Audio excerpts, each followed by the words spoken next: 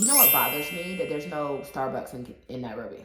Okay. I don't like Starbucks here. But I don't either. But the fact that Starbucks exports most of its, like a good percent, not most, but a good percent of its beans from Kenya. Yeah, they do. At least have the hospitality to put a fucking Starbucks location there in Nairobi. I'm surprised that there isn't one in Nairobi. No. And even when you go to Starbucks here in America, you know, on the wall, when they have that map, I don't know if you've seen that. Yeah, I've seen Kenya is on the map. Yeah. And they're like, oh, look, we get and they sell the Kenyan, like, Arabica beans, whatever. So that's why when I was Kenyan Arabian bean. Yeah.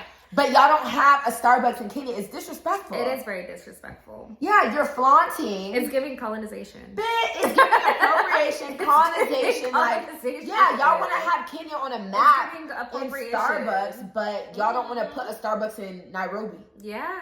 And there's hella white people in Nairobi. Because I was arguing with somebody about this because they were like, no people in Nairobi are going to be paying Starbucks prices. And I'm like, yeah, they would. They definitely Because would. there's a Java House in Nairobi. There's an art cafe in Nairobi. There's a CJ's in Nairobi. Yeah.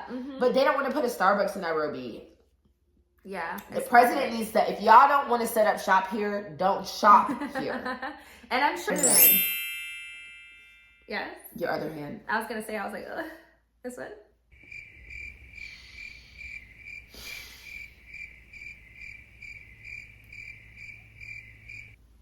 Leo. Yes. Ah! Swear to God. Yeah, I'm a Leo. You got signs on here too? Yeah. What made you think Leo? You're confident. Okay. Very purposeful, calculated, logical. Okay. But independent and a risk taker.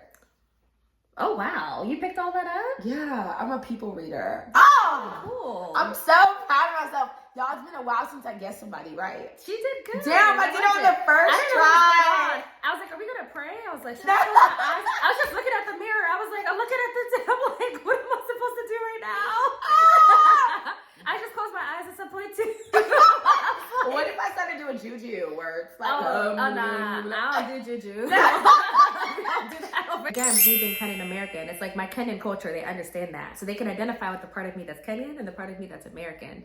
So I don't know if I could date like a Kenyan man from there. And even my mom was like, yeah, I don't think you need to do that. Why? Because I'm too Americanized, maybe. Yeah. But I noticed too, when I went to Kenya, I would never get hit on by like any guys. It might be intimidation factor. I don't know, because I feel like I'm really friendly. So I'm like, I don't know why. Maybe it's the accent. I was gonna say it could be the accent. The accent acts as a barrier sometimes. Okay. To help you learn English, they kind of stopped speaking Swahili. Yeah, so we never spoke Swahili in the house. He spoke Kikuyu. So they have pictures, they have like videos of me like speaking Kikuyu fluently. But then I've lost that language too, honestly, because I didn't use Kikuyu much different than Swahili?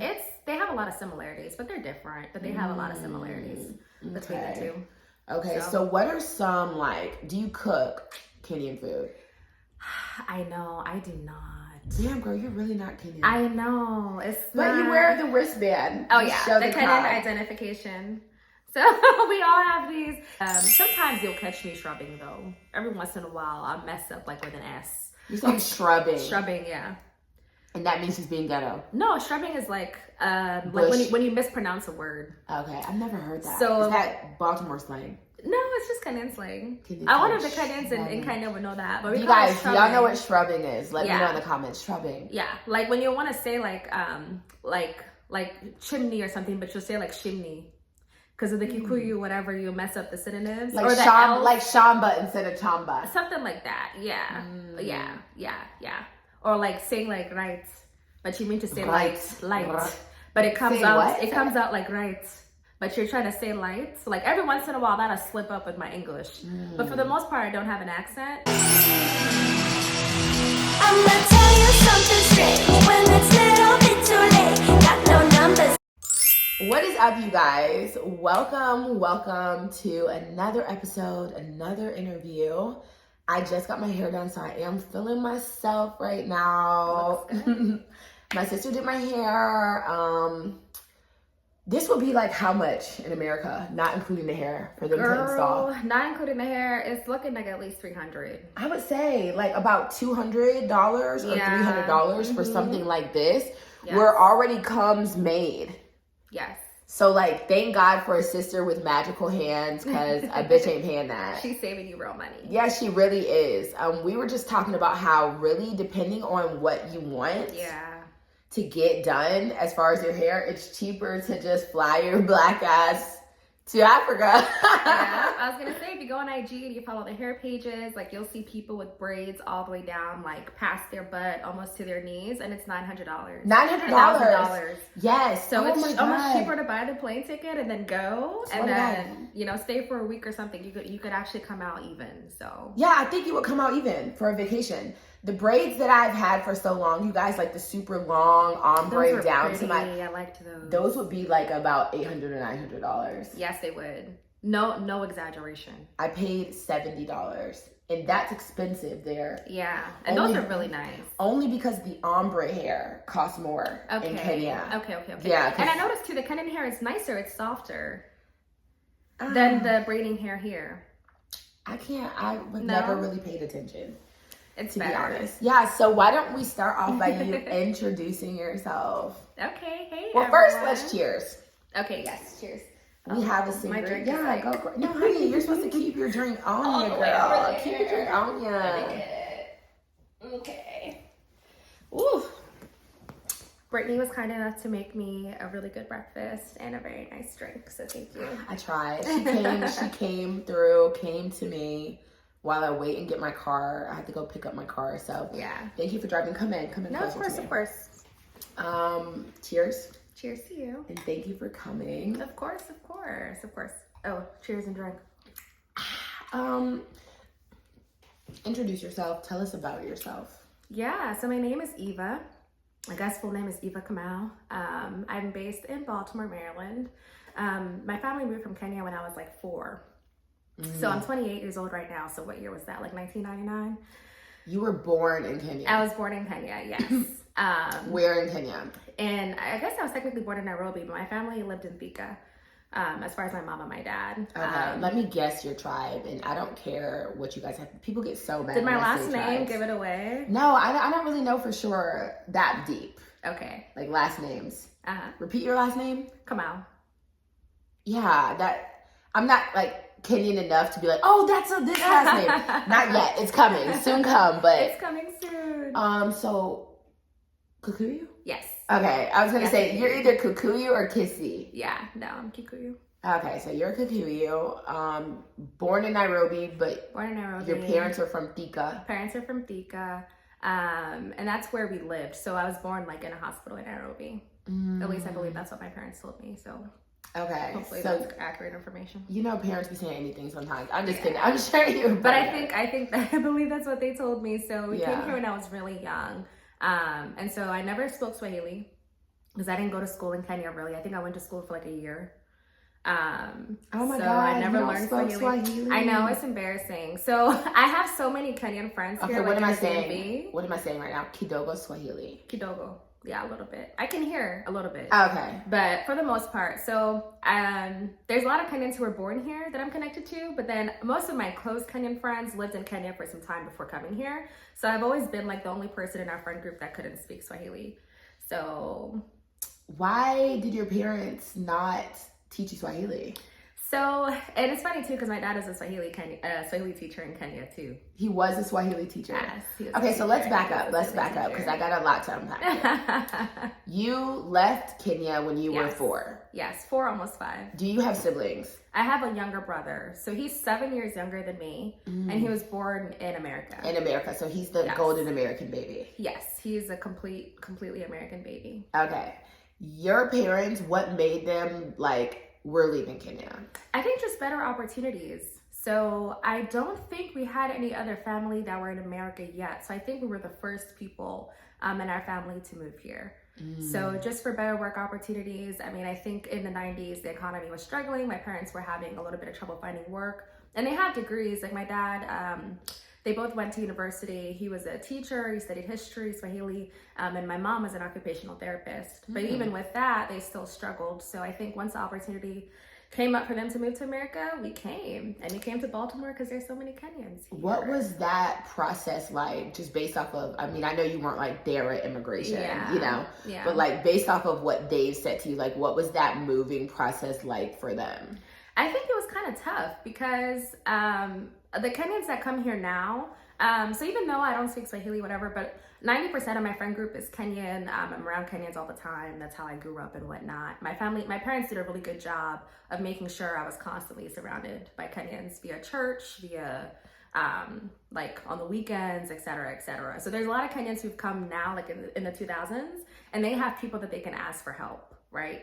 So people that have been here for 20 years, that can help them navigate the school system, how to get a job, credit, scholarships, etc. But they didn't really have that back then in the 90s. So it was a bit of a rough transition. I've always wondered, like, because today there's Facebook groups. There's Facebook. There's like, it's just easier to find your people. Yes. But like back then, how the hell do you find like a group of Kenyans if you're in Kenya and you're just like, it was rough. You know, like that's rough. Those like, were rough times. What do you do? Wave, come and wave a flag? Like who's from Kenya? Yes. You know what I'm saying? Luckily, they have a lot of organizations like through church. Honestly, that's honestly how I met most of my Kenyan friends, who I'm still friends now with 10, 20 years later. Okay. We went to like Kenyan churches. So literally would come here. They started Kenyan church, Kenyan like ministry groups. So they'd had this thing called KCFA, which is where I began to meet Kenyans from other states too. So we'd have like one big annual conference. You know, it was a Christian conference, but you know, people also came there to party too and you know be teenagers. Yeah. But it was a really good platform though to meet Kenyans in the DMV and then also to in other states. So I have friends in like Alabama, Texas, North Carolina that I'm still in contact with that I met through there. What are like the states that are the heaviest like Kenyan wise for you guys? There's so many in Baltimore, but like Baltimore Kenyans I've heard are like the shags. It's like the shags of the Kenyan community. What is the shag? Like kind of like the hood part, like the hood Kenyans, like the ghetto Kenyans. Damn. So that's like the stereotype. The Kibera Kenyans. I'm just kidding. Yes, apparently they're in Baltimore, so I live in Baltimore. Damn, so your parents are ghetto. No, they're not ghetto at all. Are you a ghetto Kenyan? No. What made you guys go to Baltimore? That's more of a young people thing. Oh, okay. Yeah. So the DC are a little bit more, tend to be a little bit more of the refined Kenyans, a little That's bit. DC gives very refined. Well, you gotta have a lot going on. A little bit more bougie Kenyans. You gotta have a lot going on to be able to afford to live in DC. Yeah, it's expensive. Girl. It's expensive. You know, when I went to Howard University. Oh, you went to Howard. I hate you. Oh, my bestie went to Howard. You know. Hey, Howie, if you're watching this. Listen, it was $800, and this is in 2011. It was $800 to rent a room in a townhouse. Yeah. It was me and my 4 roommates, and between us all it was $800 each for a room. I did an internship in New York, a whole place, and it was $1,600 for the bedroom, in with a shared bathroom. Get the fuck out! Mind you, I didn't have my own bathroom. It was actually no, I'm sorry, it wasn't $1,600. It was $1,200. That's still bad. And this is 2016. Oh. So, and I rent out rooms in my townhouse too, and it's about that much. Girl. Yeah. I just met this guy who was telling me in New York, he just purchased a 1-bedroom condo in New York City in Queens with no air conditioning. And it's probably like $700K. $1.2 million. Yes. And I was like, is it crack? It is crack. So the American real estate market has been going through a lot. We're going through like a super inflationary period with prices. We have a low supply. Interest rates are high. Real estate is really expensive right now in America. It's giving Canada. This is giving London. Yeah, it's. I heard that like London and Britain is really hard because there's not that much land. Yeah, there's so many people. Like this is giving like the supply is definitely tightening right now. So, girl, I'm glad I sold my house when I did. I don't think I would ever even buy a house here again after all that, right? So do you? Okay, so now I know you're supposed to interview me. No, this is just a combo. Do you see yourself like buying a house, building in Kenya, and living there in the long term? If not Kenya, another country in Africa, but definitely in Africa. Okay, wow. Kenya's so a little pricey. Family there and all that, if that's what you want, if that's a goal for you. I don't want to have any more kids unless I meet a man who I'm just like, I got to give you a baby, which I don't really see for myself. You deserve a child. Yeah, I would prefer a man who has a child. I am into like freedom right now. No, I feel it. Yeah, I want emotional freedom, location of freedom. Yeah, so I'm not trying to like time bring on freedom. kids. I might change my mind later, but I know for sure I do not plan. If I buy another home, it would be in Africa somewhere. Okay, that's awesome. I love that. I just don't see myself growing old here. Okay. Yeah, America's kind of a rough country to grow old in if you don't plan ahead. Here you have to like really plan to retire. You have to plan to retire on the day that like you start 30, working. 40 years earlier. Literally. You're gonna retire. On the first day that you start working, you have to start planning to retire. It's really expensive. But here's the thing. It's like, even with you retiring and the money they put aside, look at like today, we're talking about how prices have gone up so much. Yeah. Imagine you're saving right now, but what is a pack of chicken gonna cost when you're retired? It's gonna be $20 for a pack of fucking chicken. If you're gonna retire here, you have to invest in assets. That's the only way to make it. You saving in this country, you're gonna be working forever. Forever. Yeah. Forever. So your parents came here for opportunities. Yes. They were the first in your family, you said. Yes. So did other family members follow after? Yes. So I have many stories of, my personal space being infringed upon. No cousin is here. No, but it was a really good experience. So my aunt came over and lived with us. We had family friends that we like shared an apartment with, and it was like 8 of us in like a 2-bedroom. Those were interesting times. Those are those character building times. For sure. And honestly, like, being with family is invaluable when you're older. And it's a blessing too. So I'm happy that I got to spend that time with my aunt, my uncle. My grandmother came here when I was 9 years old. To take care of you guys?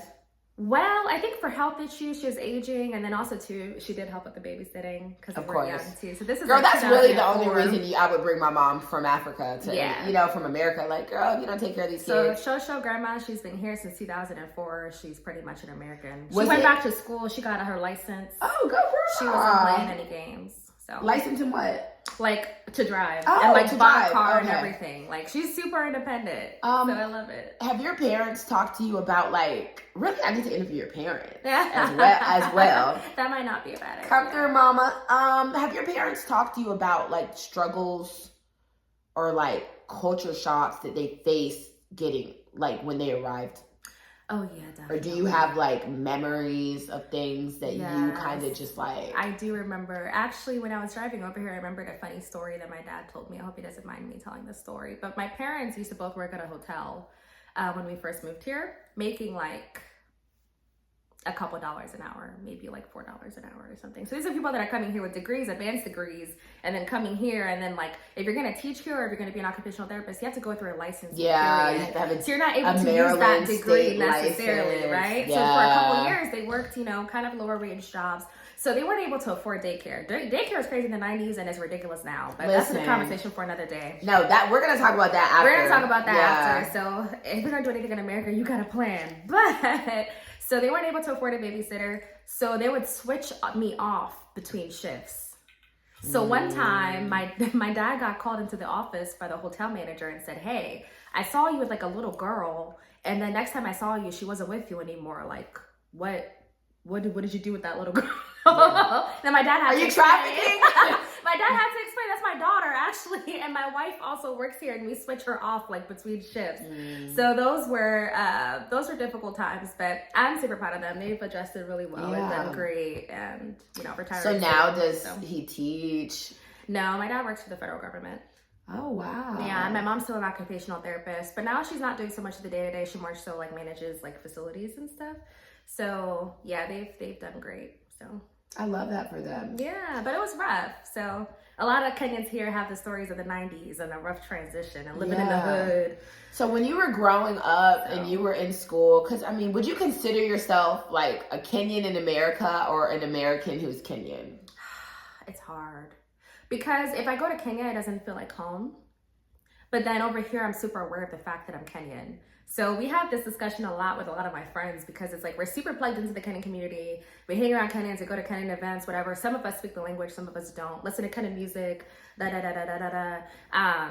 then when we go to Kenya, it doesn't necessarily feel like home. So you're like in a weird in-between You're just really like Kenyan American. That's what it feels like. But I would say though that I'm more American than I am Kenyan, if I'm being honest. with it. Yeah. In terms of my mindset, in terms of like what's normal to me, like what I'm used to. Yeah. So I used to tell my parents, I'm like, I wish that we stayed in Kenya longer so that I could have learned the language, I'd be more plugged in, etc. But they were like, we had an opportunity and we took it. Yeah. So did you want to be hungry? And that's how to say it. Yeah. Or come here when we had the chance. So I've had to be like more intentional about, exposing myself. And like, how often did they take you back?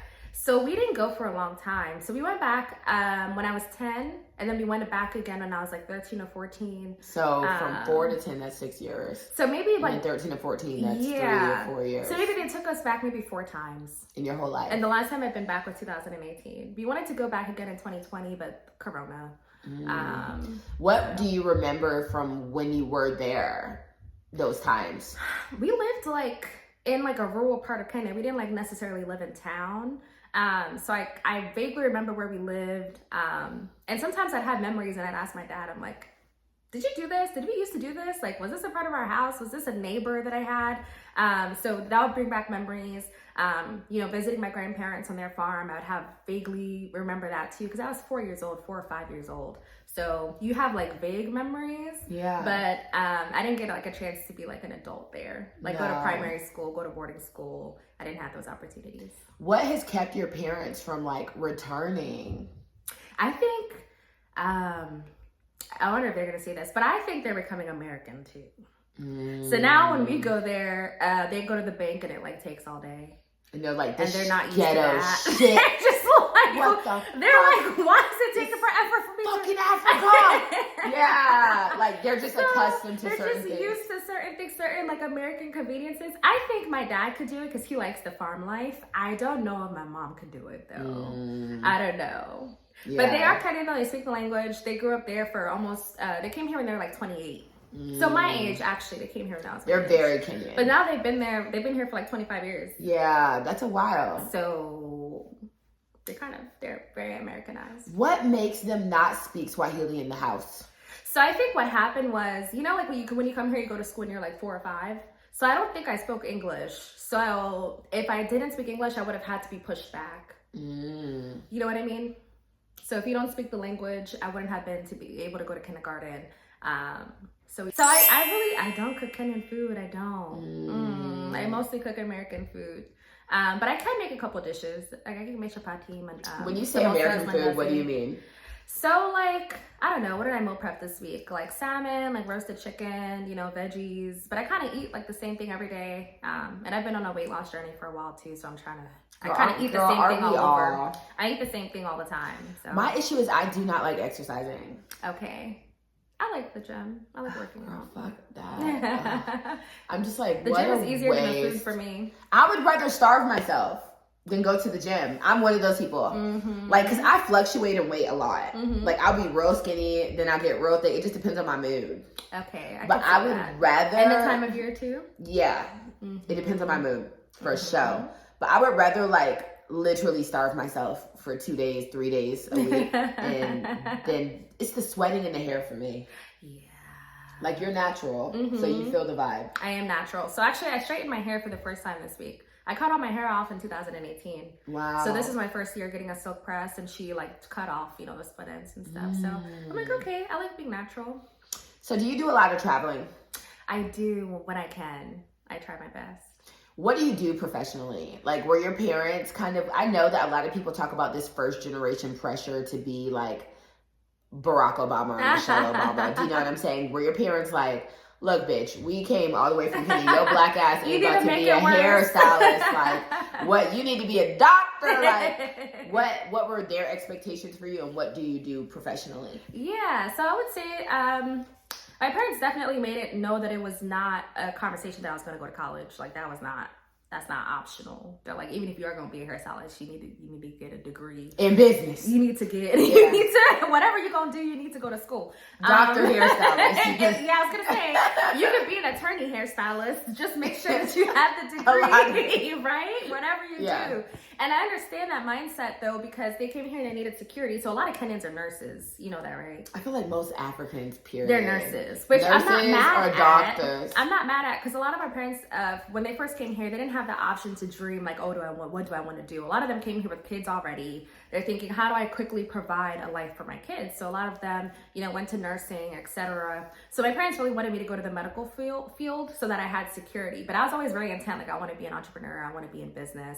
And they kind of let me have that space. So I have like an accounting and finance background. Cheers to your parents. Yeah, they did. Actually, they Thanks, mom and dad. They're not super controlling with what I want to do. They're pretty open-minded. They're not like African dad and mom vibes. No, they're not like, oh, doctor, lawyer, engineer, failure. Like, I've heard that from my Nigerian friends. Yeah, every single one of my Nigerian friends. Yeah, doctor, lawyer, engineer, or failure. My first boyfriend was Nigerian. His dad literally chose his major. Yeah. He was like, I do not want to do engineering. I have no choice, or it's not getting paid for. Yeah, and I was bad at math, but I still did accounting. I don't know why. But I mean, it's the bag. I was like, I want to be an entrepreneur. So I was like, I guess accounting is a good skill set to have, no matter what business you want to run. So I was like, that'll give me options, and if things don't work out, I can always have a job. So, always, you know, everyone has an account. Period. So my background is like accounting and finance and real estate as well. What I've kind of school gone did back you go and forth. to? I went to University of Maryland, College Park. Okay. Yeah. So let's talk about your high school years, because high school was really formative. Mm-hmm. Did you have mostly like an African clique, like African Americans? What are your experience? Because Baltimore, you live in Baltimore. I do live in Baltimore. Baltimore is like, we look at Baltimore as very ghetto. I don't know about very ghetto. I could see it though. So since I went to It's College giving Park, like DC. Even DC, until now, everyone has looked at DC. Like now, DC is white. But before it was like, oh, hood niggas. Considered the hood. Yeah, that's where the hood niggas at. But I know that's what people think. So I grew up in Baltimore County. So when we first came here, we lived in the city, which is like legitimately the hood, especially East Baltimore, like in the 90s. Those were rough areas. But oh my God, it's giving The Wire. Yeah, it actually is The Wire. The Wire is based. That's actually where The Wire was filmed. That's what I'm saying. It's giving. That's what people. That's what they put out there. I started going to school, like elementary school. I think I went up to the second grade in the city, and then my parents were like, "We're buying a house in the county because you're not going to school over here." What made them feel that way? I mean, the schools were like in the hood, and I remember people would try to fight me and whatnot. And I've always been like nice. In like, the second grade? Yeah, like they were just used to fighting. That's like how they communicated. I don't know. Yeah. So, oh my God. I taught public school in the city in Atlanta. It was ghetto. It is a different breed of kids. Do you feel like was it a majority African American school? In the city? Yes. Do you feel a difference? No. Did you even at that age like feel a difference between you and African Americans? I did. What was the difference that you felt? This is a safe space. It could be where I was, but they were just, a lot of them were ready to fight, like all the time. Like I've never been in a fight in my life. I've been in a couple. I've never been in a fight in my life. For me, it's not. I've never started a fight, but like you said, people would start ready to fight, and then they would bring people to come fight you. Yeah, seriously. Like they try to find you after school. I remember once I had to run away from the school because she found her big brother who was gonna come fight me. I was like 6. I'm sure he was like in middle school or something. And they're just, I don't know. That's just the way they settle beef. I'm just like, You're right though. I'm not a violent person. I'm not used to even if you're not a violent person, it's like you get dragged into it, or you're gonna die. You kind of get baited into it, and then if you don't participate, like that's almost just as bad. Pussy. Yeah. Or you just get beat down. Yeah. But you could see the difference between you and African Americans from an early age. Yes. And even now, I did kind of feel that disconnect. So even too, I went to majority white schools, and then I went to like a PWI. In University of Maryland, College Park is pretty white too. But I always gotta be found smart Africans, to get in there. I guess. They denied me. No. Howard accepted me. It worked out. Yeah, it worked out. But You're that was great. the one school that denied me, actually, College Park. Oh, I'm sorry. It's okay. It's okay. You're doing great. You're doing great. Things worked out. Yeah. All things work out for good. So why did you want to go to an HBCU? That's a good question. So for me, I've just always been a very practical person. So I was like, for me, undergrad is not the most important degree ever. So I'm like, it doesn't make sense for me to get into a lot of debt. So I only applied to 2 schools in Maryland because I was like, I don't want a bunch of student loans. College Park and what else? And Towson University. Oh, okay. So if I didn't get into College Park, I'll just go to Towson. So you had a good GPA? Yeah. Mm-hmm. What was your GPA? I don't remember. Was it above a 3.5? Probably, yeah. Okay. And I always took a lot of AP classes. So when I got to college, I was a sophomore. So that gave me a lot of like leeway and stuff. Did your parents pay for your college? They did. They paid for like maybe like 75%. God is good for you. Yeah, it was a big blessing. I'm really grateful. That's the American dream, to come over here and be able to pay for your kids' college. Yeah, it helped. It helped a lot. It helped. So a lot what do you do now? So I work as like a virtual CFO for small businesses. So for my 9 to 5, I do that for nonprofits. What is a CFO for our watchers who don't know? Yeah, CFO is essentially someone that like watches your cash flow, ensures what is that. it? A chief financial officer? Chief financial officer, yes. Okay. So a lot of companies, instead of having like an in-house accountant, controller, CFO, they have different breadths of responsibilities. They would kind of outsource it, and it's less expensive for them. So say you pay like a virtual CFO $2,000 a month or $1,000 a month, it's still cheaper than paying somebody $100,000 a year with benefits. You know what I mean? And especially now with like the growth of online business, etc. A lot of people are passionate about what they do, but they might not always understand the numbers behind what they do. Yeah. So, yeah, that's that. And then I also invest in real estate. Do you enjoy your job? I like money.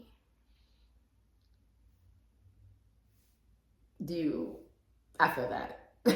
So I don't love like, what I do. I enjoy the money. I like money. So for me, I've never been like a passion first person.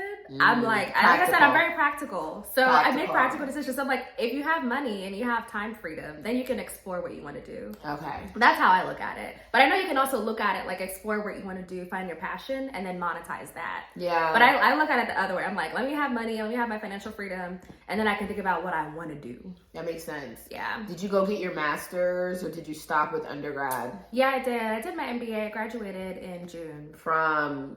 University of Maryland too. Okay. So that was fun. It was cool. That's fun. Yeah, I can't complain. What does your little brother do? So he is at University of Maryland, but Baltimore County. He started off wanting to be like a pharmacist, and then he's like switched to economics now. So he's really trying to figure out, what he wants to do when he graduates. So he has like a year left of school. Are you living with your parents? Oh, no. I haven't lived with my parents for many years now. For many years. How is it economically in Baltimore? Like, is it affordable? Because like here, to be honest, I would never. DC is crazy. I would never get an apartment here. So I used to live in like Columbia, Laurel area. And I had like an apartment with my girlfriends, have really great That's by like friendships Arundel Mills. Yeah, close, right, maybe 10, 15 minutes away. It's a halfway between DC and Baltimore. And then I wanted to buy a house. And then those prices, the math wasn't mathing. You said that you invest in real estate. So do you own houses? Yes. Oh, spill the tea. How many houses? And so I have just one property that I own and rent out, and I do Airbnb. And then I have another 2 properties that I do like Airbnb with. Oh, you have 3 in Atlanta. So, but I actually shut them down recently, and I'm gonna open up shop more so in Maryland, because they changed their zoning regulations with Airbnb recently. Girl, because Atlanta's getting ghetto. And I was like, you know what? I did that for a year, great experience, but I moved everything to storage like last week. What made you choose Atlanta? So because I met somebody there who's a property manager. And so she helped me like set up all the Airbnb stuff. I didn't even have to like fly down there to do it. Was she Kenyan? No, she's actually American. Okay. Yeah, she was really cool. So do you have a lot of Black American friends? I have a handful. But most of my friends, 90% of them are African. Kenyan. So actually when I went to College Park, I found a lot of Nigerian friends.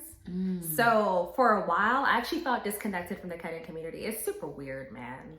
Break that down for me. Because like when I came, so my Kenyan community was in Baltimore. I didn't have a Kenyan community in DC. So when I came out here, I just connected with Africans. And here you're going to find, I think Nigerians are the most like populous group of Africans in America. Period. I mean, because there's so many of them. Because there's so many of them. Their country is super... That's what, like, listen, I tried to explain. I knew one Kenyan before I went to Kenya. I had never even, like, met a lot of my Nigerian friends say I'm the only Kenyan friend Everyone is fucking Nigerian. You're either Nigerian, there's a chance that you're Ghanaian. Yes. But most of the Africans in America are Nigerian. I do not come across a lot of Kenyans. Yeah. So like even meeting you, I've had to look for you guys, like with a microscope, looking for Kenyans. And there's I feel like there's so many of us, but that's because I'm super plugged in. Yeah, y'all are hidden. Yeah. Not that you're hiding, but it's just like... If you're Kenyan, you'll come here and you'll find us easy and you'll find an abundance of us. But if you're not Kenyan, you kind of have to look for us a little bit. Yeah. Because I meet people from other countries too. Like I met somebody from Botswana,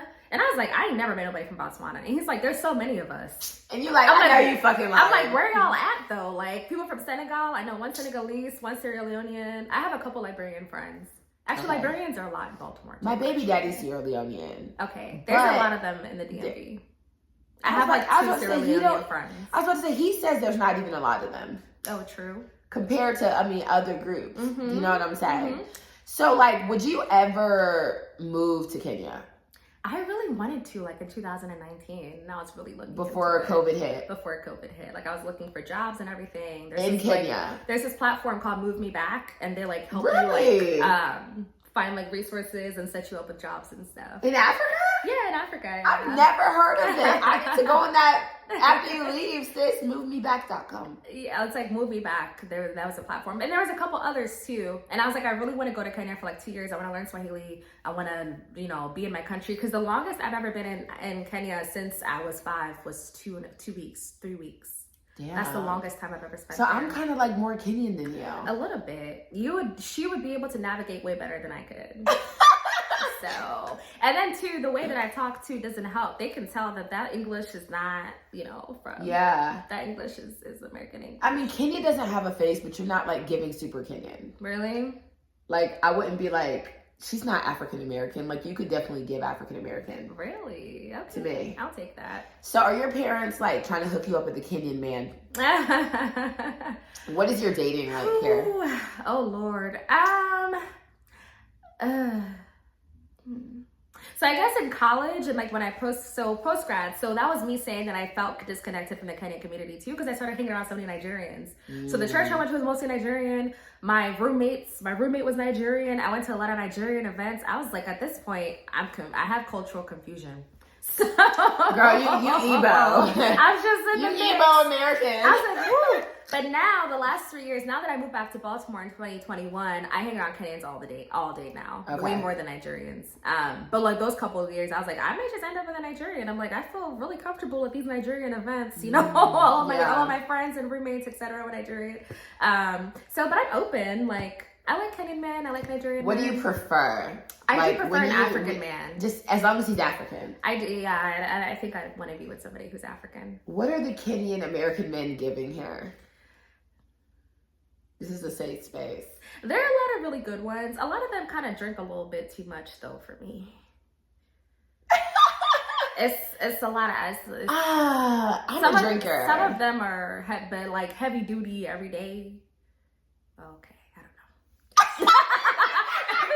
Every day though, or like during the day, like getting drunk, like 6 DUIs. Okay, like, no. DUIs is bad. Like DUIs is bad, but I'm a day drinker. And you know what? Okay, but it's cultural. It is cultural though. Like in Nairobi, I've never drank that much until I moved to Nairobi. Kenya definitely has a big drinking culture. So my parents don't drink at all. Wow. So I think maybe that kind of turned me off from alcohol too. They stopped drinking when I turned like 1. And they never touched alcohol since then. I started drinking when my son turned 1. And but in Kenya though, it's hard. It's a cultural thing. But a lot of them, I'm like, so the ones like here, they be every night. I'm like, let's link. When do y'all work? Like, when do y'all work? Like, what's going on? Oh yeah, that's bad. But there are a lot of Kenyans that are doing great things though. So they're awesome. No, I get what you're saying, but just generally. Awesome. But a lot of the ones I meet, every night. Monday night, Tuesday night. Yeah, Wednesday that's bad. Night, Friday in America, you cannot do that. You cannot do that in this country. Not in America, and it's a different vibe. It's a different vibe. It's just a different vibe because I had friends too that I moved back there and they're partying every night. But I guess it's just different because they're still really productive. It's a different vibe. Different. I don't know. It is, and that's what I have not gone to the club one time since I've been here. Yeah. But when I was in Nairobi, I would go out at least if I didn't go out every night, it's at least every other night, and that's like good behavior for me. And I guess also going out here, it's a really expensive habit. It's expensive. It's out the way. It's out of the way. You don't want to drink and drive. You can't BOTA or Uber real quick. Like for me to Uber, I left DC from that Kenyan guy's house. Okay. To go to Friendship Heights in Maryland. Okay. Do you know it was a $75 Uber ride? I believe it. I believe it. And what time was it? 5 p.m.? Yeah. Oh Lord. So if she's going at midnight, like surge rates, easily It's 120. $120. Yes. About Easily. $120 or Easily $140. And then each drink is $20. And then if you're buying like bottle service and stuff, forget about it. $500.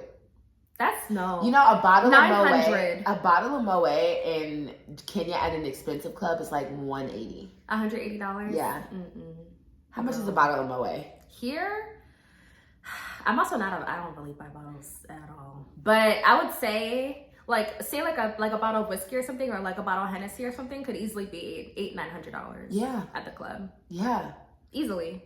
Very easily. Very easily. So I'm like, so it's an expensive habit.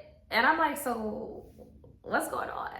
Yeah. I mean, I never pay when I go to tables. I'll always be with a guy. But even like, I feel bad for guys even. Because I'm like, this is such a waste. And the DMV is crazy with the pressure. Yeah. With the pressure. Have you heard of that thing where like people in DC, the first thing they ask you is like, what do you do? What? Not even what your name literally. is. Yeah, no, seriously. And that's facts. Yeah. It's like classes. DC is very classist. Classes. Yeah. It's so classist. That's why I don't mind being in the Baltimore, the Shags. That's okay with me. After what do you do? Like, where did you go? Yeah, what do you do? What do you do? Where do you live? Go? Yeah, where did you graduate from? Exactly, where did you graduate from? Do you have a master's? I'm like, I don't even know you. Like, ask me my name. No. Ask me that's like the my last favorite thing color care or about. something. Yeah. So I don't like that about the DMV either. So I do feel bad for men because they have a lot of pressure to like scam. And I know some young Kenyan men too, that have fallen pressure to scamming, honestly. Just to keep up. Because if you're going out, it's easily $1,000. Yeah. So if you're going out multiple times a week. That's why it's interesting. Yeah. A lot of Kenyan men who are American but go back to Kenya, you can tell that they're just like having this sense of relief. Yeah. Like, when they get the bill. When they, even just the day to day. Uh-huh. You know, they just, and that's why many of them are like, I'm pushing my flight back. I don't want to go home because it's like, they feel that like just pressure off. Yeah. And that's what I do like about being home. Because I don't know. People never asked me what I did. Maybe because I was also young. Yeah. So they probably assumed I wasn't doing anything anyway.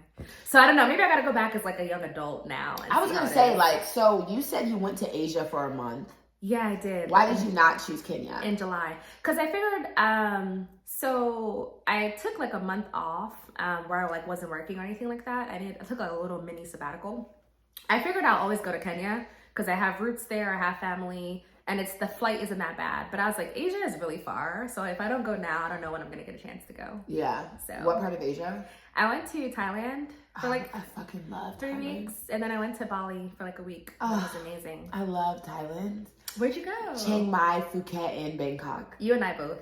Yeah, so I did the 3-peat. Yeah. Chiang Mai and then Phuket. And it was awesome. I started at we did the same thing. Yeah. I started at Bangkok, went to Chiang Mai, and then ended What year did you go? It was 2018. Oh, I love that for you. Chiang Mai was my favorite. I loved it. It was so good. The food. I got like so many spa treatments. I went to the spa every day. Yeah. Bangkok was my least favorite. I liked Bangkok a lot though. So I read somewhere that Bangkok is the city with like the most number of rooftop bars. And I like the little rooftop dinner vibe. I might not have done it. I'm not like a club person, needed to. but I like rooftop bars. Okay. Chill places like that. Dinner, nice view, etc. So. When are you going to Kenya? So I'm going to Dubai in December. Girl. And when I went to Bali, I met a girl from Senegal. So she like invited me to come hang out over there. But then the ticket stuff they're not, Emirates is being annoying. I didn't know how strict they were with their policy. Because instead of getting a return flight, I was trying to get a flight straight to Senegal. But they're like non-refundable policy. So it might just be easier for me to go to Kenya and delay the dates with the Dubai flight back. You need to do Kenya. Yeah. As an So adult. this is my struggle. Without your family. This is my struggle. I've always been with my family. Yeah, that's lame. So, I mean, that's nice. Love you, mom and dad. I mean, no. I know it's so nice. But I want to go as like a young adult though. Like I want to like. Yeah, you want to go life. with your family, but you got to do you. Yeah. You know. But I don't think they'll let me do me though. They like to kind of put me on leash a little bit. Are Because they I'm afraid adventurous of like you. Kenya? I'm adventurous though. Are they? Because you're not on a leash in America, so do they have like fears of like something happening to you? Probably, because I'm like really friendly too. So like I usually make friends with strangers, whatever, and I'm really adventurous. Like I want to go try everything. I want to go da da da da da da. And they're like, put the little leash on you. So I was like, okay, I gotta go back, but not without y'all. And another struggle I have too is my cousins. They're usually way older or way younger than me. So I don't have like people my age to hang out with when I go. Well, now you have nieces. Let's wait. When are you going to be there? Are you going to be there in December? I plan on going at the latest the beginning of January. Okay. Because I've got to go to Nigeria first. Okay. And then I'm going back to Kenya. But I would like to, I really want to situate my life to live and travel Africa, but have Nairobi as my home base. As like a home base. So when I go back, I'm trying to work, save money so where I can like get a good apartment, fully furnish it, pay it off for a year, and just like travel in and out. I love that. I really want to open a soul food restaurant there. Oh, I think I've heard you mention that. Yeah, that's my ultimate goal. Or do you like to cook? I know how to cook, She but I made don't. me some eggs and they were bomb. Thank you. I know how to cook, but I do not enjoy cooking. Okay. But I would love to direct someone else. So I wouldn't be like in the kitchen like, no. That's awesome. And I'd love to open business too and invest in property back home. My parents have done that too. They built like an apartment complex. They have stuff like that. Yeah, back in Kenya. So I'm like, I would love to do that. I would love to do that as well. So, did you care about the elections? Like, do you stay up to date with Kenyan like news or things? Yes and no. I can't say that I'm an expert, but I did keep up to date with the election. I was like, this joint is taking forever. Who are your parents? parents? I guess they wanted to check. Who are your parents rooting for? I think my mom said Ruto. Oh, okay. Yeah. That's a vibe. Yeah. But I think they just want peace too. What made you wear your wristband? Every Kenyan has one.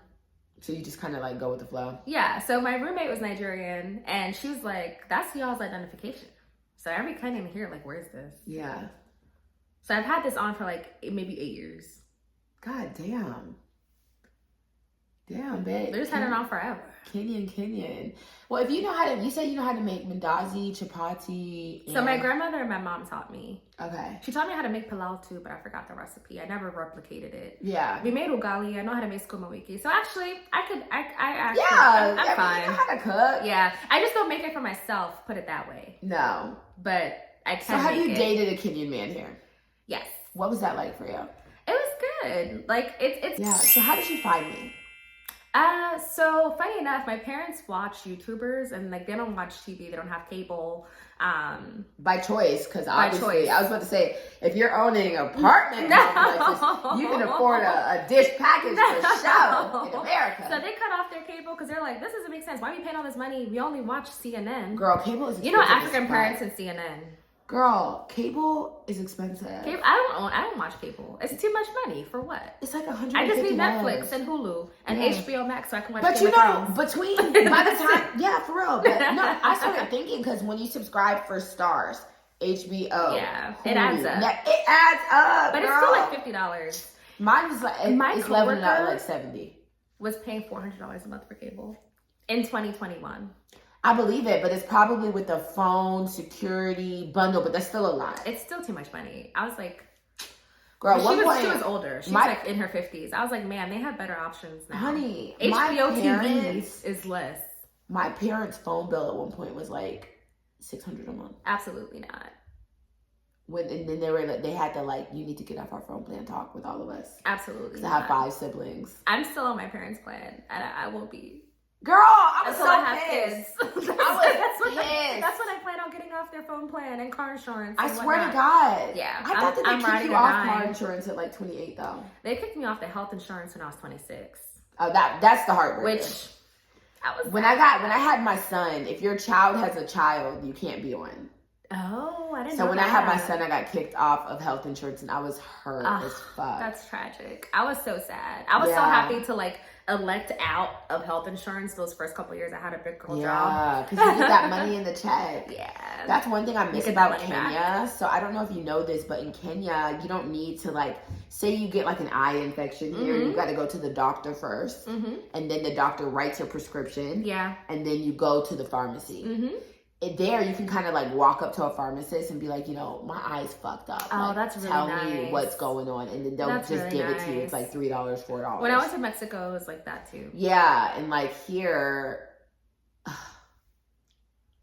yeah, healthcare here is a whole nother animal. it's a whole animal. So do you see yourself like in your future? Do you see yourself ever wanting to like, I'm living in Kenya, I'm raising my family in Kenya? Do you even want that for yourself?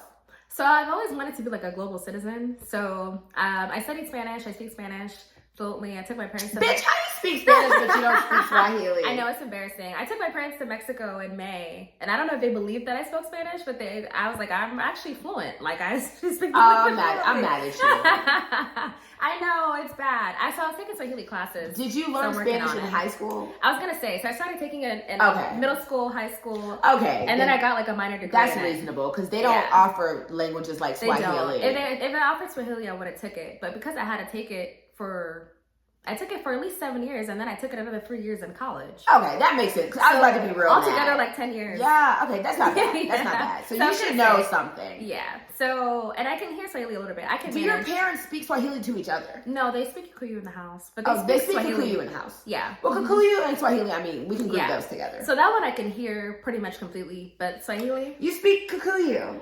Not well. Okay, but you can hear it. I can hear it though. So. That's a vibe. We'll work on that. But I was saying, so with being a global citizen piece, like I want like a presence in South America, a presence in America, and a presence in Kenya too. And I would love to raise my family like globally too. So I love that for you. I would love to do that. Are you happy? I'm a happy person. Are you happy with your life? Yeah, I'm really happy. You're 28. Give I'm me your good. hand. So guess my sign. Good job. Aries, Gemini, One more. Capricorn, Cancer. Oh. I don't know that many. I come right behind you. I mean, in front of you. You come behind me. Okay. I'm a Cancer. I'm a lover. I was gonna say. So then, what are the characteristics of a Cancer? We're sensitive, moody. Like the crab is us. Like hard on the outside, very soft on the inside. Aww. Snappy. I like that. But sweet, neat. Aww. Yeah. I love that. Yeah. And DC is big on the crabs too. Yeah. Oh, girl. Do you like blue crabs? No. I don't like waste. seafood. That's me and my Kikuyu self. We eat meat and potatoes and ugali. That's what I grew up on. And githeri. Girl, I like seafood. That's my day-to-day diet. I like seafood, but blue crab is a waste of my time. Yeah, I don't like it. It's a waste of time, and the meat is so small. Girl! I'm like, so I did all this work for like two bites. Like a little morsel. It's a hobby. Good. But that's like a cuss word here. Because that's like, I think that's our state dish. The DMV. In Maryland. It is. It's the crab. The DMV has been held in a chokehold by blue crab. Absolutely chokehold. Give me a damn snow crab leg. I'm like, I don't think it's that good. At least it's the king crab with all the meat in it. Yeah. At least that one makes sense. Girl, I have questions for you though. Ask me questions. So how did you like make friends and navigate? Because she seems to be so well adjusted, right? Like a local, like a native. How did you do that? So I went there for work. Okay, I think I remember seeing that. So I had like a couple of work friends, like one or two, but really they were like kind of like lackluster in the Kenyan Nairobi scene in general. Okay. So like when I got there, it's not like I was friendless. Like I was in my expat group. Okay. And then I joined the Black Expats of Kenya group, but they were all like much older than me. I'm in that group on Facebook. Yeah, what's really popping is the WhatsApp. The Facebook is very boring. No one really posts on there. Yeah, people don't really post on there. The WhatsApp, these motherfuckers post too much. But that's where the tea is. That's where the tea is, on the WhatsApp. I love it. They post too much. I just like started going out. Okay. So like once I hit the street. Like to bars or like coffee clubs or events, like out where? Events and the club. Okay. And you made friends there? So really, I've got to give credit to this guy I was dating. I was dating this Tanzanian. I was going to say, you did a Kenyan guy? How was that? I dated a Tanzanian guy who has been in Nairobi for like 12 years. Okay, so he's pretty much He's Kenyan. He's Kenyan. He's Kanairo. So he was just like introducing me to all these people. Okay. So then I met them and then met other people through them and through them. So that's a good way to break the ice. Yeah. To like just kind of, so then I started going out without him. And then so really the night scene. Like with them or by yourself? By myself. Love it. Yeah. And like I would just meet people. Cheers to you. Cheers to that, bitch. You're doing so good. Yeah, I was like, you know what? I'm about to just go out by myself. And then when I got fired, I had more free time. Fired? I got fired from my job. Why? It was a good thing though. Okay. I was teaching like pretentious ass kids at a pretentious ass school. Were they Kenyan kids? No, it was mostly like foreigners. It's an embassy school. Okay. Super fucking pretentious. Ugh. Yeah. I noticed that too when I was in Westlands. And I was kind of disappointed too. Why? Because I noticed a lot of like materialism. Yeah, they're I was so. like, why are you guys so materialistic? It's a classist thing. It was very classist. They're so classist. I was kind of disappointed. I'm not bougie at all. Me either. Like when I tell you, I can hang out with a crackhead on the streets in a gutter. And I can be at home. And chill. Like literally, I could be chilling. Like Yeah. I'm not a bougie person. Yeah. So like I don't really thrive in areas where people are doing things like that. But I just started, I had more time to vibe. I could have came back to America after I got fired, but I was like, fuck that. Like, I'm about to live. Like, And especially, too, if you already have, like, an apartment and yeah. stuff. Well, no, I got kicked out of my apartment because it was job sponsored. Okay. But I guess So that's that video I think that you saw. Okay, where I was you like, said oh that my you God, were am I a local now? Because I Yes. moved into like a new I love apartment. that. The little cute Airbnb. It was, Yeah. like, yellow, right? Yeah. So I was like, you know what? And do you still live there? No. So I don't have a place in Kenya right now. All my stuff is at my girlfriend's house. Oh, wow. So when I go back, I'll get an apartment. I was Airbnb-ing for a while, but honestly, Airbnb prices are so high. Girl, that's where your money is. They're so fucking high. It's crazy. I was paying like $1,200 a month. I believe it. And really, it would have been cheaper and smarter for me to just get an apartment, but I didn't want the commitment. Mm-hmm. You know what I'm saying? But And then in Kenya, too, I'm sure you have to pay a couple months in advance. Oh, a year in advance? No. As long as you have first, last. Okay, first and last month. Yeah, no. So like in Nigeria, you have to pay a year in advance. Okay. Ghana, you have to pay a year in advance. Mm-hmm. Would you ever want to go to West Africa? So I want to go to visit. So we were trying to do the Senegal and Ghana thing. If that doesn't work, then I'll go next year. And I do Senegal, Ghana, Nigeria. You know that Ghana is doing Afrochella That's what we were going to go try and see. this year. Yeah. Girl, I'm trying to get the fuck out the States and go to Afrochella. You want to go to Afrochella? I do. I couldn't find anybody that was free to go. I will go. So I had a friend in Senegal, but I might have been going to Afrochella I want to go to myself. Senegal. What is it? Avec des fufu. That's how they say fufu. Like fufu. There's soup. this Senegalese restaurant here in Baltimore called Nyla's Kitchen. That to me is the best food in Baltimore. So when am I gonna come stay with you in Baltimore at this Come point? visit. Girl, I'm I'd love gonna to stay have for you like over. 3 days. I'd love to I'm have you just over. do Baltimore. I have space, so come through. You know, I have not been to Baltimore since I was a child. It's nice. I think we have a great food scene. Maybe I'm sleeping on Baltimore. I think Baltimore's food scene is better than DC's, and I know a lot of people think that too. I'm Yeah. a foodie. Yeah, Baltimore has a better food scene than DC. I'm all a day. big foodie. Do you like cheese? Yes, I do like cheese. Yeah. That's such a random question. But you don't like A fondue lot of or Africans something? don't eat cheese. Yeah, they don't. Like my aunties and stuff, they don't eat cheese. My parents don't like cheese. It's a very American European thing. Yeah, they're like, it's rotten milk. And it's But bomb. they eat yogurt. Oh, yeah. So I'm that's like- rotten milk. So I loved the food in Kenya. The only thing that disappointed me was the coffee. Because it was the instant coffee. Yeah, but you're not going to the right places because Kenya is the home of coffee. I know. So How do you say coffee in Swahili? I don't even know. Bitch! Y'all, we gotta pray for my sister. I know. I'm Somebody sorry, teach guys. this I need help. Kahawa. Kahawa? Sour. Sawa. Yeah. Sorry. Iko sawa. I like to say iko sawa. So wherever we go, we'd get like the bags of coffee to go. But whenever we go to like a coffee shop, a lot of the times it would be the instant coffee. Yeah. So not the. And I was like, all these white people here, they like die over the different kinds of Kenyan beans.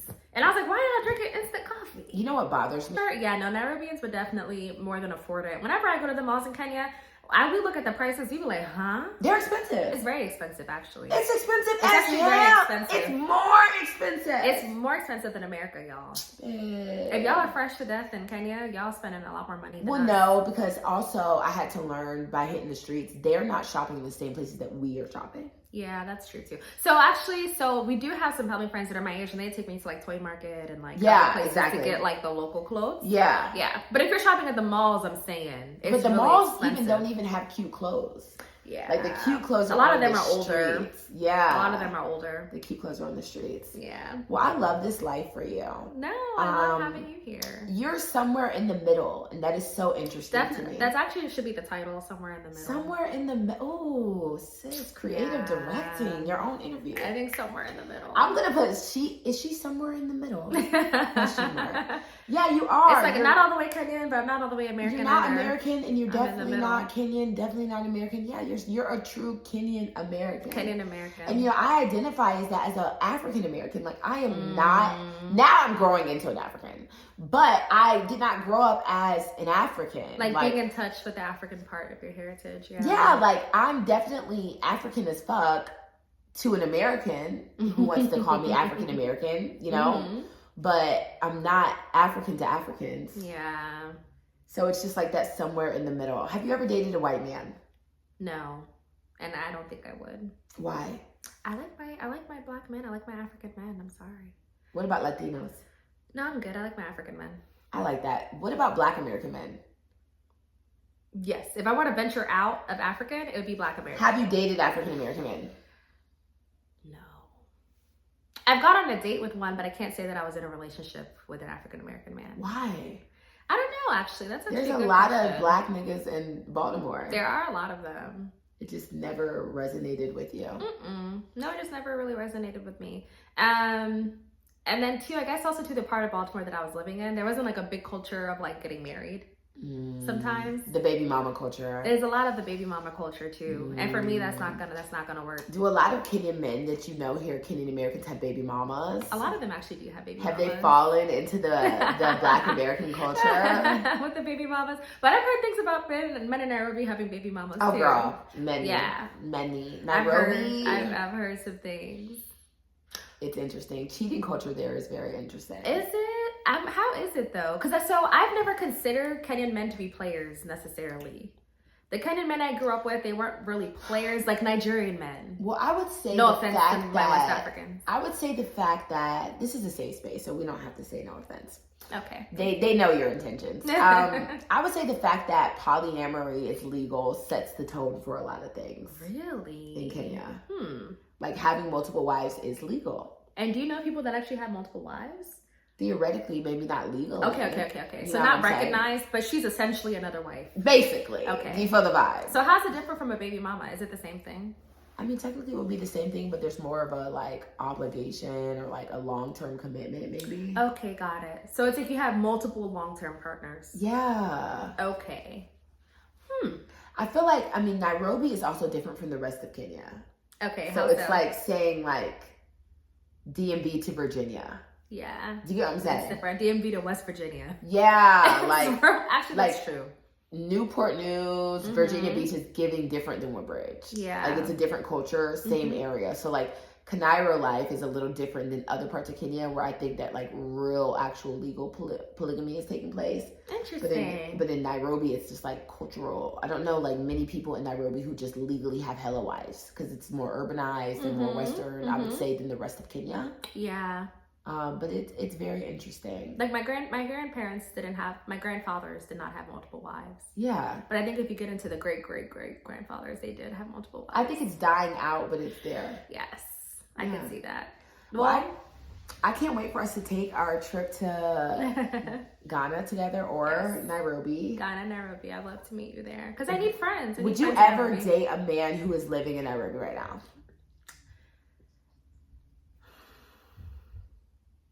Maybe.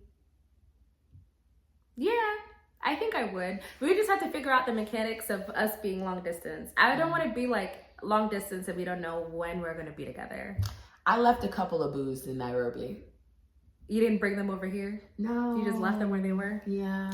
Yeah, I know what you mean. It was sad. It's tough because it's like like practically how is it gonna work? I don't ever see myself living in Kenya 100%, and I have no presence here. So if I did meet somebody in Nairobi, he'd have to be willing to move over here. So say a guy in Nairobi had money, but was like, you know, I want you to sponsor me, and I moved there. Like, would you? If he was the right guy for me, yeah, absolutely. I love that for you. I would do the same thing. Yeah. If you're the right guy for me.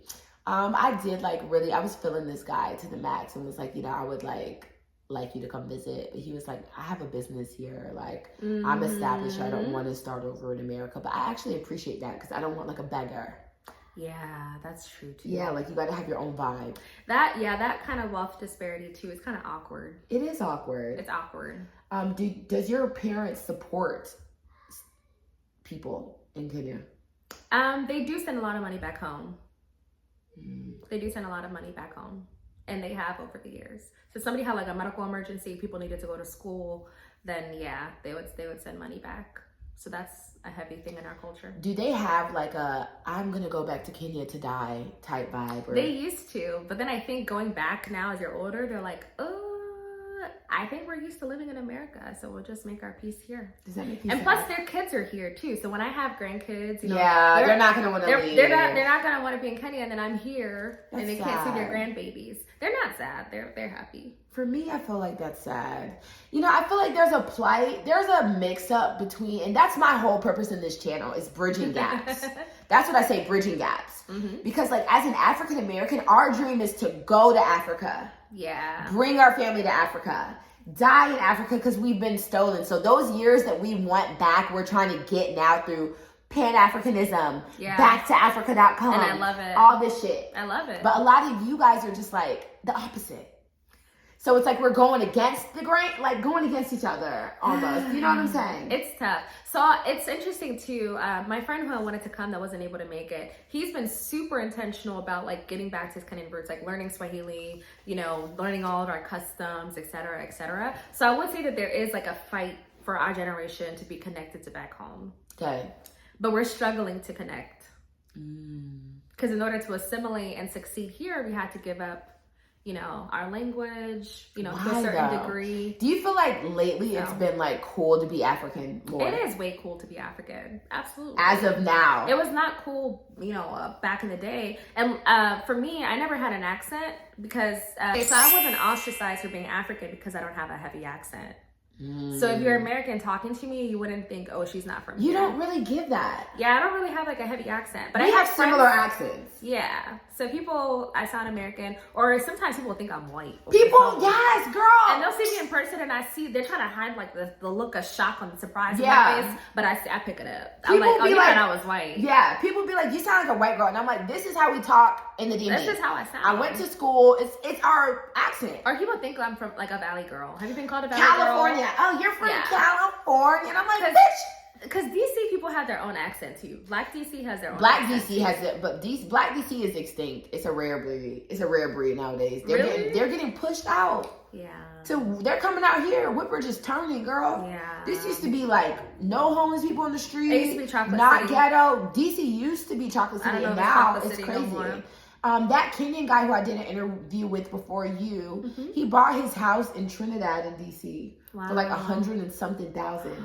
Girl, you know his house is worth $800,000. I believe it now. And he was like, my black ass ain't moving. And I he was better like, not ever move. If he Airbnb, he could probably make $10,000 a month. Girl. Actually, he definitely could make $10,000 a month in Airbnb. yeah. Period.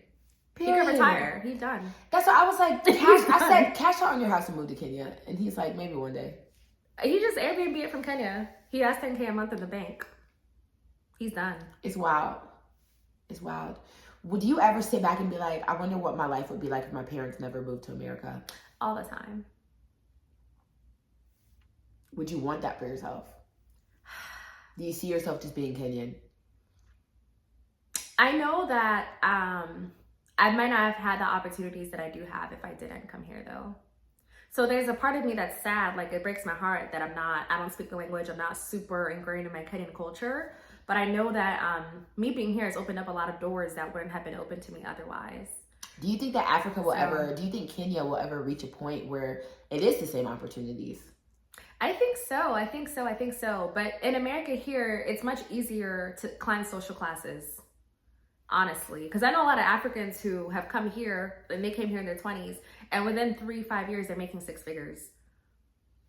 Starting from zero, right? Yeah. But in Kenya, you might not always have that. It's not necessarily that social easy mobility to switch, between social classes. It's so like here, born poor, die poor. It's really hard for you to become, even if you're like in poverty, it's hard for you to become middle class, and it's damn near impossible for you to become Just seeing people rich. like Rudo win though, like Rudo was selling cuckoo in the street. Yeah, so it's possible. But I think here it's easier. It is. It's more likely Sorry to to say, happen. it's easier to make money. It's easier to start business. You have much easier access to capital. So here you can buy a house with like, I bought my first house with like maybe $2,000. $2,000. Yeah. Thanks to grants, thanks to financing, you're smart about it. You can do a lot of things here with Let's little chat cash. offline. You can do a lot of things here with little cash, but over there you have to have a lot of capital before you can start something. Even to be cool. How can my community assist you in being the best you? Oh, wow. Well, when I come to Kenya, I love to connect with people. Like I said, I don't really have friends my age. I don't really know where to go in Nairobi, but I think I'm fun, I'm cool. And I love to connect with people there. Yeah. If you know somebody that's hiring too in Kenya, if I can get a good job, I would As an work accountant. there. As an accountant. Would you ever open a business? I would love to. In what? I don't know. So either I'd love to do Airbnb in Kenya. I'm a real estate person, so I love real estate. If I can invest in a property, if I can invest in a There's deal. hella properties and apartments you can invest in. Yeah. So I love Airbnb. I love short-term rentals. So I'd love to do that there. Okay. I was telling you about my friend who came from Nigeria to Nairobi for 2 months. He's paying $2,000 a month. That's crazy. For an apartment that's literally like $700 a month if you rent it. If you get it. Yeah. That's crazy. So it's crazy. There's a love lot it. of money to be made in Nai. So thank you guys for watching. I love you guys. I hope you enjoyed this. Look forward to me and her. Let's do like a eating in Baltimore. I'd love to do that. We can go out to eat. I want to go to that Nairobi, not the Kenyan restaurant you were telling me about. Okay. The one with the namachoma? Yeah. Okay. Yeah, and then I'm going to Swahili Village next weekend when I come back. Oh, love it. Yeah. That'll be good. That'll be really good. Well, I love you guys. Do you have a YouTube channel? No, I don't do YouTube. I have Instagram. Follow her Instagram. You have LinkedIn. I do have LinkedIn, yeah. So we're going to put her Instagram and her LinkedIn. Link up, you guys. This is your sister. This is a sister of the diaspora for you guys. And this has been such a vibe. Clink, clink. Clink, clink. Yeah, thank you to your parents for raising such a beautiful woman. Aww. You're such a sweet person. Seriously, this has been a vibe. So love you guys. Like and subscribe. Make sure you share this with people. If you're in the DMV and you want to be in this seat right here, hit me up on Instagram. Love you much.